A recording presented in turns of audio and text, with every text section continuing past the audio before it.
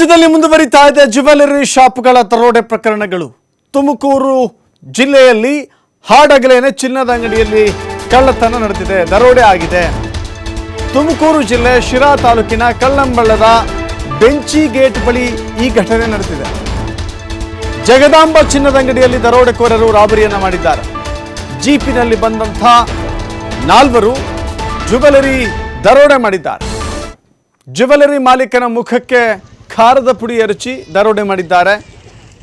30 ಲಕ್ಷಕ್ಕೂ ಅಧಿಕ ಮೌಲ್ಯದ ಚಿನ್ನಾಭರಣ ಬೆಳ್ಳಿ ಕಳ್ಳತನ ಆಗಿದೆ. ನಿನ್ನೆ ಮಧ್ಯಾಹ್ನ 3:30 ಸುಮಾರಿಗೆ ನಡೆದಿರುವಂಥ ಘಟನೆ ಇದು.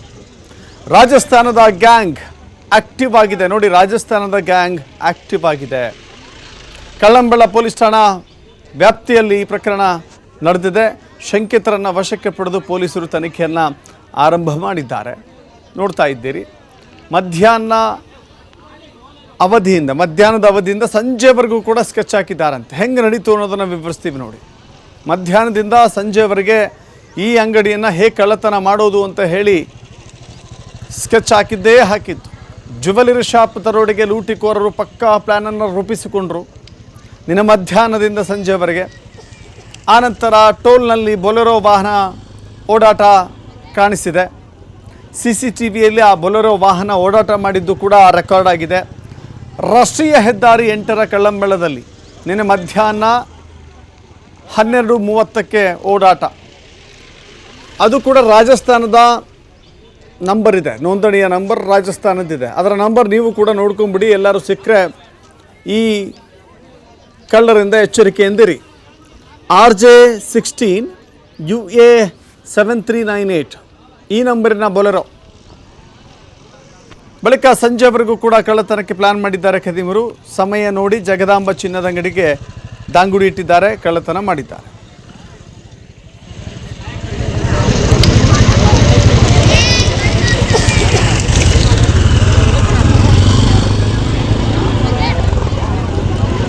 ಮತ್ತಷ್ಟು ಮಾಹಿತಿ ನಮ್ಮ ಪ್ರತಿನಿಧಿ ಸಂತೋಷ್ ನೀಡ್ತಾರೆ. ಸಂತೋಷ್, ಗಮನಿಸ್ತಾ ಇದ್ದೀವಿ ಇತ್ತೀಚೆಗೆ ಈ ಕಳ್ಳತನ ಪ್ರಕರಣಗಳು ಜಾಸ್ತಿ ಆಗ್ತಾ ಇದೆ. ಅದು ಕೂಡ ಈ ರಾಜಸ್ಥಾನದ ಗ್ಯಾಂಗ್ ಮೊನ್ನೆ ಅಷ್ಟೇ ಚಿಲ್ಲರೆ ಅಂಗಡಿಯನ್ನು ಇಟ್ಟುಕೊಂಡಿದ್ದಂಥ ಹೃದಯ ಮೇಲೆ ದಾಳಿ ಮಾಡಿ ಮಾಂಗಲ್ಯ ಸರವನ್ನು ಕಿತ್ಕೊಂಡು ಹೋಗಿತ್ತು.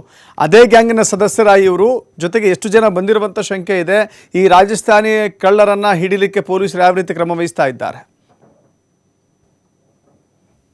ದಶರಥ್, ಕಳೆದ 3-4 ದಿನಗಳ ಹಿಂದೆ ಅಷ್ಟೇ ಕೂಡ ತುಮಕೂರಿನಲ್ಲಿ ಚಿಲ್ಲರೆ ಅಂಗಡಿಯಲ್ಲಿ ವ್ಯಾಪಾರ ಮಾಡುವಂತಹ ಚಿಲ್ಲರೆ ಅಂಗಡಿಯ ಅಜ್ಜಿಯ ಒಂದು ಚಿನ್ನಾಭರಣ ಕಳ್ತನ ಮಾಡುವ ಒಂದು ಪ್ರಕರಣ ಮಾಸುವ ಮುನ್ನವೇ ಕೂಡ ಮತ್ತೊಂದು ಪ್ರಕರಣ ಬೆಳಕಿಗೆ ಬಂದಿರತಕ್ಕಂಥದ್ದು.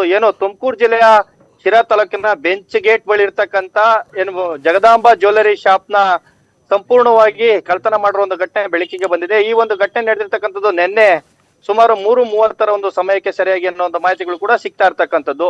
ಘಟನೆಯ ಒಂದು ಹಿನ್ನೆಲೆಯನ್ನ ನೋಡೋದಾದ್ರೆ ಸುಮಾರು 12:30 ಒಂದು ಸಮಯಕ್ಕೆ ಸರಿಯಾಗಿ ರಾಷ್ಟ್ರೀಯ ಹೆದ್ದಾರಿಯಲ್ಲಿ ಬರ್ತಕ್ಕಂಥ ಕಳ್ಳಂಬೆಳ್ಳ ಟೋಲ್ ಬಳಿ ಕೂಡ ಬುಲೆರೋ ವಾಹನ ಕೂಡ ಪಾಸ್ ಆಗಿರ್ತಕ್ಕಂಥದ್ದು. ಅದರ ದೃಶ್ಯಾವಳಿಗಳು ಈಗಾಗಲೇ ಕೂಡ TV5ಗೆ ಲಭ್ಯವಾಗಿರ್ತಕ್ಕಂಥದ್ದು. ಆ ಒಂದು ಬುಲೆರೋ ವಾಹನದಲ್ಲಿ 4 ಜನ ಶಂಕಿತರು ಕೂಡ ಆ ಒಂದು ವಾಹನದಲ್ಲಿ ಬಂದಿರತಕ್ಕಂಥದ್ದು. ಮೈಸೂರು ರಸ್ತೆಯಲ್ಲಿ ಇರ್ತಕ್ಕಂಥ ಜ್ಯುವೆಲರಿ ಶಾಪ್ಗೆ ಏಕಾಏಕಿಯಾಗಿ ಚಿನ್ನ ಖರೀದಿಸುವ ಒಂದು ನೆಪದಲ್ಲಿ ಎಂಟ್ರಿಯನ್ನ ಕೂಡ ಕೊಡ್ತಾರೆ. ಆ ಒಂದು ಚಿನ್ನದ ಅಂಗಡಿಯಲ್ಲಿ ಅಂಗಡಿ ಮಾಲೀಕ ಮತ್ತೆ ಇಬ್ರು ಚಿನ್ನವನ್ನ ಪರ್ಚೇಸ್ ಮಾಡ್ಲಿಕ್ಕೆ ಕೂಡ ಬಂದಿರ್ತಾರೆ.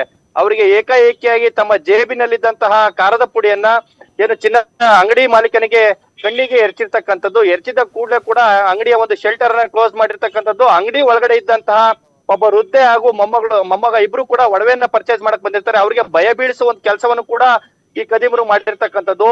3 ಜನ ಕದಿಮರು ಆ ಬುಲೆರೋ ವಾಹನದಲ್ಲಿ ಮೇಲ್ಗಡೆ ಅಂಗಡಿಗೆ ಹೋದ್ರೆ ಇನ್ನೊಬ್ಬ ಮಾತ್ರ ಚಾಲಕ ವಾಹನದಲ್ಲೇ ಕೂಡ ಕೂತಿರ್ತಕ್ಕಂಥದ್ದು. ಒಟ್ಟು 30 ಲಕ್ಷಕ್ಕೂ ಹೆಚ್ಚು ಮೌಲ್ಯದ ಒಂದು ಚಿನ್ನಾಭರಣವನ್ನ ದೋಚಿ ಪರಾರಿಯಾಗಿರ್ತಕ್ಕಂಥದ್ದು.